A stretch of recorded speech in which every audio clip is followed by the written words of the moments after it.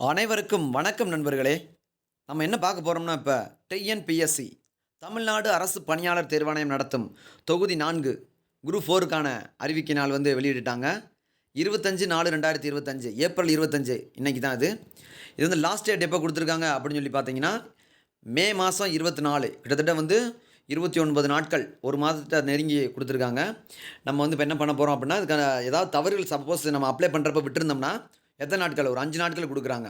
24லேருந்து 29 வரைக்கும் நம்ம வந்து அப்டேட் பண்ணிக்கலாம். 29 டூ 31 வரைக்கும். ஓகேங்களா? 24ஆம் தேதி நம்ம லாஸ்ட் டேட் முடிஞ்ச பிறகு 29 5வது மாசம் 2025லேருந்து 31/5/2025 வரைக்கும் திருத்தம் பண்ணிக்கலாம். எக்ஸாம் டேட் எப்போன்னு சொல்லி பார்த்தீங்கன்னா, ஜூலை 12 ஜூலை 12, 2025. ஜூலை 12 நமக்கு என்ன தினம்? ஜூலை 12 மலாலா தினம். ஜூலை 18 மண்டேலா தினம். ஜூலை 12 மலாலா தினத்தன்னைக்கு தான் நமக்கு எக்ஸாம் வச்சுருக்காங்க. மலாலா தினம். குல்பர்கா என்று அழைக்கப்பட்டவர் மலாலா. பாகிஸ்தான் சிறுமி. ஓகேங்களா? ஜூலை 12 எக்ஸாம் வச்சுருக்காங்க. ஸோ வந்து தெளிவாக படிக்கணும். நமக்கு எக்ஸாம் டேட் வந்து ரொம்ப கம்மியான நாட்கள் தான் இருக்குது. 70 நாட்கள் தான் இருக்குது நண்பர்களே. கரெக்டாக 70 நாட்கள் தான் இருக்குது. அதில் வந்து ஒரு 10 நாள் அப்படி இப்படி நம்ம போயிடும். எப்படியும் இந்த கடைசி வந்து 60 நாட்கள் தான் சொல்லப்போனால். 60 நாட்கள் தான் இருக்குது. 2 மாதங்கள் தான் இருக்குது. படித்த ரிவிஷன் பண்ணணும். கரண்ட் அஃபேர்ஸ் பார்க்கணும். மேக்ஸை திரும்பி திரும்பி போட்டு பார்க்கணும். தமிழுக்கு நிறைய முன்னுரிமை கொடுக்க வேண்டியிருக்கு. ஜிகேக்கு முன்னுரிமை கொடுக்க வேண்டியிருக்கு. மேக்ஸுக்கு முன்னுரிமை கொடுக்க வேண்டியிருக்கு. சயின்ஸுக்கு புக் பேக் மட்டும் படிச்சுக்கிட்டா போதுமானதாக இருக்கும். ஓகேங்களா? அதுக்கப்புறம் வந்து எப்படி அப்ளை பண்ணலாம் அப்படின்னு சொல்லி பார்த்தீங்கன்னா, 29/5/2025 முதல் 31/5/2025 3 நாட்களுக்கு செயல்பாட்டில் இருக்கும். அதாவது ஏதாவது தவறு நடக்கும் பட்சத்தில், ஏதாவது உங்கள் டேட் ஆஃப் பர்த், உங்களோட கம்யூனிட்டி சர்டிஃபிகேட்டு, உங்களோட ஜாதி சான்றிதழ் தவிர்த்து, அதுக்கப்புறம் என்ன இருக்குது, உங்களோட மார்க் ஷீட்டு, ஏதாவது நம்பர்ஸ் ஏதாவது தப்பாக போட்டிருந்தீங்கன்னா, அதை என்ன பண்ணிக்கலாம், நம்ம திருத்தம் பண்ணிக்கலாம். ஓகேங்களா? பதவி விருப்ப தெரிவு. அதாவது கிட்டத்தட்ட வந்து 25 போஸ்டிங் கொடுத்துருக்காங்க நண்பர்களே. VAO, revenue inspector, junior revenue inspector, அதுக்கப்புறம் வந்து டைப்ரைட்டர், அப்புறம் வந்து ஃபாரஸ்ட் கார்டு, இந்த மாதிரி வந்து பார்த்திங்கன்னா ஒரு 25 போஸ்ட் இருக்குது. அதில் ஒவ்வொரு போஸ்ட்டுக்கும் ஒவ்வொரு விதமான குவாலிஃபிகேஷன் கொடுத்துருக்காங்க. ஸோ அதுக்கேற்ற மாதிரி நம்ம கவனமாக இது பண்ணணும். எக்ஸாம் நடக்கிற அன்னைக்கு ஜூலை 12 அன்னைக்கு என்ன பண்ண முடியாது, நம்ம எவ்விதமான mobile phone, pager, pen drive, electric சம்மந்தமான எந்த விதமானதையும் நம்ம கொண்டு வரக்கூடாதுன்னு சொல்லி இன்ஸ்ட்ரக்ஷன் கொடுத்துருக்காங்க. அதை கரெக்டாக நம்ம ஃபாலோ பண்ணணும். உங்களுக்கு தேவையான ஐடி கார்டு, ஆதார் கார்டு, அதுக்கப்புறம் வந்து ஹால் டிக்கெட், இதை கவனமாக எடுத்துகிட்டு போகணும் நண்பர்களே. அதுக்கப்புறம் வந்து பார்த்தோம்னா, கிட்டத்தட்ட வந்து பார்த்தோம்னா 25 போஸ்டிங்ஸ்ட்ட கொடுத்துருக்காங்க. ஜூனியர் ஸ்டன்ஸு, அதுக்கப்புறம் வந்து விஏஓ, டைப்ரைட்டர், வனக்காவலர், அப்புறம் ஸ்டெனோ, இப்படி வந்து பார்த்தோம்னா கிட்டத்தட்ட வந்து மினிஸ்டர் ஸ்டாஃப் போஸ்டிங்கை வந்து நிறையா கொடுத்துருக்காங்க நண்பர்களே. இதில் வந்து பார்த்தோம்னா 3935 போஸ்ட்டு. இதில் வந்து நம்ம எதிர்பார்க்குற போஸ்ட் நம்ம வந்து பார்த்தா 10,000 வரலையே, 15,000 வரலையே, நீ ஒன்றும் வருத்தப்பட தேவையில்லை. ஏன் அப்படி சொல்கிறேன் அப்படின்னு சொல்லி பார்த்தீங்கன்னா, நமக்கு தேவை ஒரு போஸ்ட் தான் நண்பர்களே. விடாமுயற்சி பண்ணணும் நண்பர்களே. ஒரே ஒரு போஸ்ட் நமக்கு தேவை. ஸோ அதற்கான முடிவுகள் எடுக்கிறதுக்கும், அதற்கான முயற்சிகள் எடுக்கிறதுக்கு தான் நம்ம வந்து சிரத்தை எடுக்கணும். ஓகேங்களா? இதுக்கு வந்து பார்த்தோம்னா, வனக்காவலர் வந்து பார்த்தோம்னா ஒவ்வொன்றுக்கும் ஒவ்வொரு கிரேடு கொடுத்துருக்காங்க. நிலை 3, நிலை 6, நிலை 7, இப்படி ஒவ்வொரு போஸ்டிங்கும் வந்து என்னதுன்னா, இது வந்து சம்பளத்தோட விகிதம் தான் வந்து என்னது, கிரேடு, நிலை. ஓகேங்களா? அதுக்கப்புறம் வந்து பார்த்தோம்னா வயது வரம்பு அப்படின்னு சொல்லி பார்த்தோம்னா, விஓக்கு மட்டும்தான் 21 வயது முடிவடைந்திருக்க வேண்டும். மற்ற எல்லா போஸ்டிங்கும் 18 வயது நிறைவடைந்தாலே போதுமானதாக இருக்கும். அதுவே வந்து போதும். 10th குவாலிஃபிகேஷன் தான். என்னென்ன போஸ்டிங் வந்து பார்த்தோம்னா டிகிரி குவாலிஃபிகேஷன் கேட்டிருக்காங்கன்னு சொல்லி இந்த போட்டிருக்காங்க. தமிழ்நாடு மாசுபாட்டு கட்டுப்பாட்டு வாரியத்தை கொடுத்துருக்காங்க. இதுக்கு வந்து பார்த்தா ஓட்டுநர் உரிமை வனக்காவலருக்கு மட்டும் என்ன பண்ணிடணும், லைசன்ஸ், ஹெவி லைசன்ஸாக வச்சிருக்கணும்னு சொல்லி கேட்டிருக்காங்க. ஓகேங்களா? இதில் வந்து பார்த்தோம்னா அடுத்து கிராம நிர்வாகர்களுக்கு 21 வயசு முடிஞ்சுதான் போதும். கிட்டத்தட்ட உச்ச வரம்பு வந்து 42 வயசு வரைக்கும் நிறைஞ்சிருக்க கூடாதுன்னு சொல்லியிருக்காங்க. விடோவுக்கு வந்து 42 வயசு. அதுக்கப்புறம் வந்து ரெவென்யூ ஜூனியர் இன்ஸ்பெக்டரு, இந்த மாதிரி நேர்முக எழுத்தர், உதவியாளர், வனக்காவலர்னு சொல்லி நிறையா போஸ்ட் கிட்டத்தட்ட 2935 போஸ்ட்டு கொடுத்துருக்காங்க. இதில் வந்து எஸ்சி எஸ்டிக்கு எவ்வளவு, பிசிக்கு எவ்வளவு, இஸ்லாமியருக்கு எவ்வளவு அப்படின்னு சொல்லி ஒவ்வொருத்தவங்களுக்குமே வந்து என்ன இடஒதுக்கீடு அடிப்படையில் தான் நமக்கு கரெக்டாக வந்து பிரிஞ்சு வரும். ஸோ வந்து நீங்கள் முதல் நாள் கவுன்சிலிங் போகிற மாதிரி நல்லா தகுதியாக வந்து படிச்சுக்கிறோம் நீங்கள். அதுக்கப்புறம் முக்கியமானது என்ன கொடுத்துருக்காங்க அப்படின்னு சொல்லி பார்த்தீங்கன்னா, இந்த இளநிலை உதவியாளருக்குலாம் நம்ம 10th குவாலிஃபிகேஷனே போதுமானதான் சொல்லி கொடுத்துருக்காங்க. ஓகேங்களா? அதுக்கப்புறம் வந்து என்ன சொல்கிறாங்க அப்படின்னு சொல்லி பார்த்தீங்கன்னா, இந்த தமிழ்நாடு மாசு கட்டுப்பாட்டு வாரியத்துக்கு மட்டும் தான் என்ன பண்ணியிருக்காங்க, ஒரு அங்கீகரிக்கப்பட்ட இளநிலை உதவியாளர் தட்டச்சர் வந்து ஒரு அங்கீகரிக்கப்பட்ட பல்கலைக்கழகத்தில் கட்டாயம் பட்டம் பெற்றிருக்க வேண்டும்ன்றாங்க. எதுக்கு? லேபர் டிபார்ட்மெண்ட்டுக்கு, அப்புறம் வீட்டு வசதி வாரியத்துக்கு, அப்புறம் வந்து பார்த்தோம்னா தட்டச்சர் வந்து பார்த்தோம்னா அமைச்சு பணி, தலைமைச் செயலக பணிக்கு வந்து பார்த்தீங்கன்னா குறைந்தபட்சம் என்ன பண்ணியிருக்கணும், அவங்க ஒரு பொதுக்கல்வி தகுதி கட்டாயம் பெற்றிருக்க வேண்டும் சொல்லியிருக்காங்க. ஓகேங்களா? அதுக்கப்புறம் என்ன கேட்டிருக்காங்க அப்படின்னு சொல்லி பார்த்தோம்னா, பார்த்தோம்னா, இந்த சுருக்கெழுத்து படிச்சிருக்கணும். அந்த ஒவ்வொரு எக்ஸாமுக்கு ஏத்த மாரி அது வந்து தனித்தனியா பிரிச்சு குடுத்துருக்காங்க. ஓகேங்களா? வீட்டு வசதி வாரியம், தமிழ்நாடு மாசு கட்டுப்பாட்டு வாரியத்துக்கு நம்ம ஒரு டிகிரி முடிச்சிருக்கோம்னு இருக்காங்க. அங்கீகரிக்கப்பட்ட ஒரு பல்கலைக்கழகம் காமராஜ் யூனிவர்சிட்டியோ, பெரியார் யூனிவர்சிட்டியோ, கிட்டத்தட்ட எத்தனை பல்கலைக்கழகங்கள் இருக்கோ, அ அ ச பாரதிதாசன் யூனிவர்சிட்டி இருக்கு. கோயம்புத்தூர்ல வந்து பார்த்தீங்கன்னா, பாரதியார் யூனிவர்சிட்டி இருக்கு. திருச்சியில வந்து பார்த்தீங்கன்னா, பாரதிதாசன் யூனிவர்சிட்டி இருக்கு. ஏதாவது ஒரு யூனிவர்சிட்டியில வந்து கரஸ்பாண்டன்ட்லயோ, ரெகுலர்லயோ ஒரு டிகிரி நம்ம வந்து முடிச்சிருக்கணுன்ற மாரி சொல்றாங்க. ஓகேங்களா? இதுல வந்து பார்த்தோம்னா முக்கியமானது தமிழ்நாடு மாசு கட்டுப்பாட்டு வாரியத்துக்கு என்ன சொல்லிருக்காங்க பாருங்க. இளநிலை யூஜி ஏதாவது ஒரு காலேஜ்ல வந்து படிச்சிருக்கணும்னு சொல்லியிருக்காங்க. ஓகேங்களா? பல்கலைக்கழக மானிய குழுவால் அங்கீகரிக்கப்பட்ட காலேஜா இருக்கணும்னு இருக்காங்க.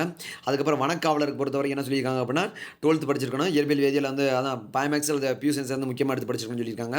அது மட்டும் இல்லாம முக்கியமான அந்த உயிரியல் விலங்கியல தான் கரெக்ட்டா படிச்சிருக்கணும்னு சொல்லியிருக்காங்க. தகுதி பெற்ற போக்குவரத்து அலுவலரா ஓட்டுநர் உரிமம் பெற்றிருக்க வேண்டும்ன்றாங்க. அந்த ஓட்டுநர் உரிமம் 3 ஆண்டுக்கு குறைவில்லாம அனுபவமா இருந்திருக்கணும்னு சொல்லியிருக்காங்க. இது ரொம்ப முக்கியமான ஃபாரஸ்ட் ரேஞ்சருக்கு. ஓகேங்களா? ஃபாரஸ்ட் கார்டுக்கு.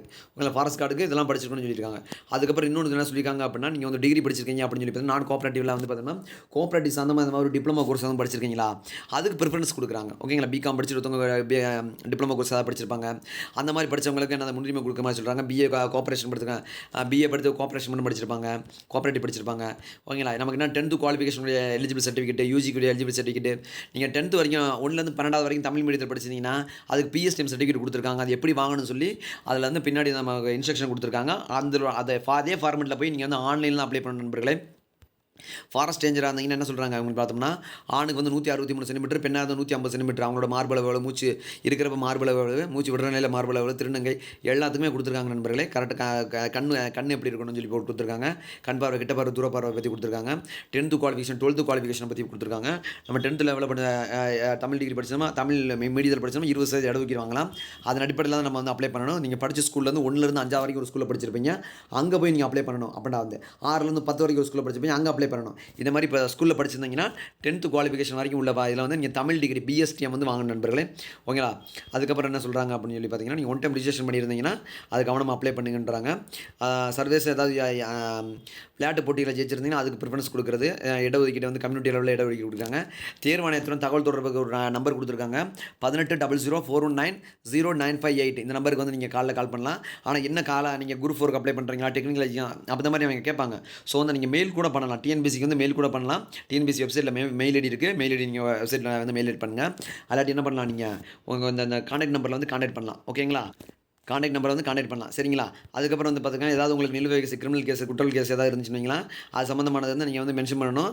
அது அந்த கேஸ் வந்து முடிச்சு கொடுத்து தான் நீங்கள் வந்து எக்ஸாம் அப்ளை பண்ணணும்னு சொல்கிறாங்க. ஒன் டைம் ரிஜிஸ்ட்ரேஷனில் வந்து கவனமாக அப்ளை பண்ணணும். 10th 12th மார்க் ஷீட்டில் வந்து என்ன நம்பர் போட்டிருக்கோ அதான் நீங்கள் அப்ளை பண்ணணும். ஒன் டைம் ரிஜிஸ்ட்ரேஷனில் என்ன கொடுத்துருக்கீங்களோ அதான் கரெக்டாக இருக்கான்னு சொல்லி ஒன்றுக்கு 2 தடவை வெரிஃபை பண்ணிட்டு தான் கரெக்டாக அப்ளை பண்ணலாம். ஃபோட்டோவோட அமைப்பு, அந்த ஃபோட்டோவோட எத்தனை சென்டிமீட்டர் இருக்கணும், எவ்வளோ இருக்கணும்னு சொல்லி அதை கரெக்டாக வாட்ச் பாருங்கள். உயரம் வந்து பார்த்தீங்கன்னா 4.5 சென்டிமீட்டர் இருக்கணும். அந்த ஃபோட்டோட நீங்கள் பாஸ்போர்ட் சைஸ் ஃபோட்டோ 130 சென்டிமீட்டர் பிக்சலில் அப்ளை பண்ணியிருக்கணும். கரெக்டாக இருக்கணும். டிஜிட்டல் புகைப்படமாக இருக்கணும்னு இருக்காங்க. ஓகேங்களா?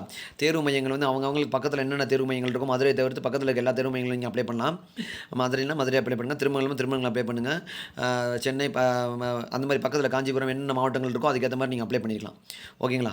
இது வந்து தேர்வு கட்டணம் வந்து பார்த்தீங்கன்னா, ஆல்ரெடி உங்களுக்கு தேர்வு கட்டணம் சலுகை இருந்தால் 100 ரூபா வந்து பார்த்தீங்கன்னா அது முடிஞ்ச கட்டத்தில் வந்து நீங்கள் வந்து கட்டிடுறது சேஃப் தான் வந்து. ஓகேங்களா? அது கட்டாமல் விட்டுற வேணாம். உங்கள்கிட்ட எக்ஸாம் டைம் முடிஞ்சுன்னா அது கரெக்டாக கட்டிடுங்க. இணையவழி திருத்தம் வந்து நீங்கள் பண்ணுறதை பண்ணிக்கலாம். ஓகேங்களா? கடைசி திருத்தம் வரை வந்து செய்து கொள்ள அனுமதிக்கப்படுவார்னு சொல்லியிருக்காங்க. இணையவழி விண்ணப்பத்தில் அனைத்து விவரங்களும் தேர்வர் அவனி விண்ணப்பத்தினை சமர்ப்பிக்க நிர்ணயிக்கப்பட்ட அதான் 24ஆம் தேதி அப்ளை பண்ணலாம். 29 to 31. ஓகேங்களா?